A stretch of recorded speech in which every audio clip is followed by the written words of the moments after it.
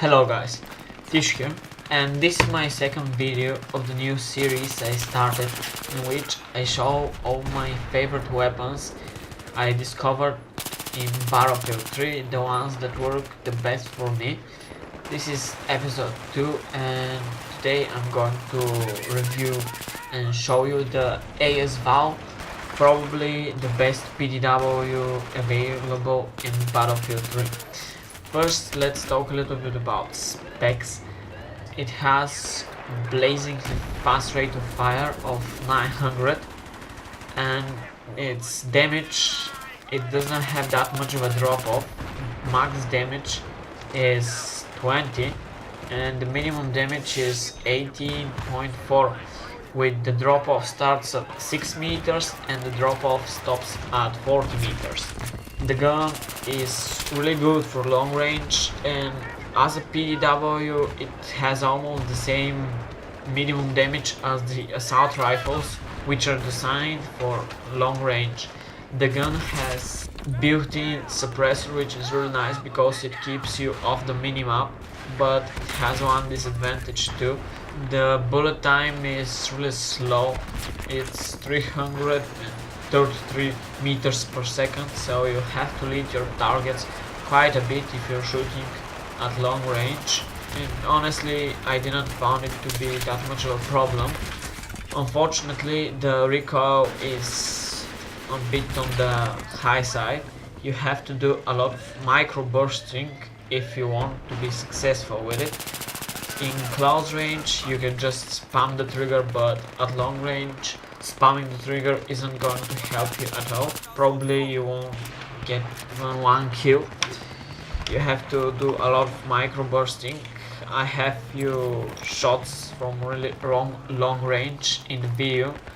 At first the gun starts with 20 bullets in the magazine, but you have the option to equip extended mags, but unfortunately it takes quite a bit of time to unlock them because they're the last attachment unlockable for the VAL with 200 kills.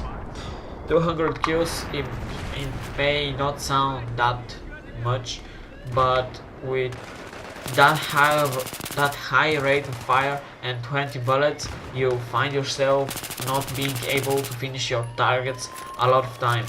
Here I decided to show a little bit of gameplay with the attachments I would use. Personally, for me the cover sight is the best way to go, because anything higher will make the recoil too big to manage. Even if you're really good with recoil management, I think it would be quite hard.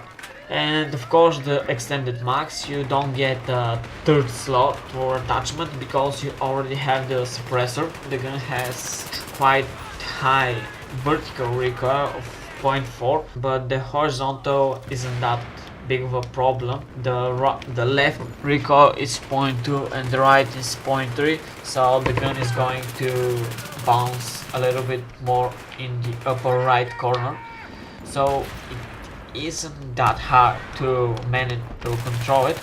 The hip fire of the gun, it's a big advantage that the gun has a decent hip fire. It has a suppressor, so it's not the best, but it's still better than the hip fire of most of the assault rifles, as the M16A3 or the M416.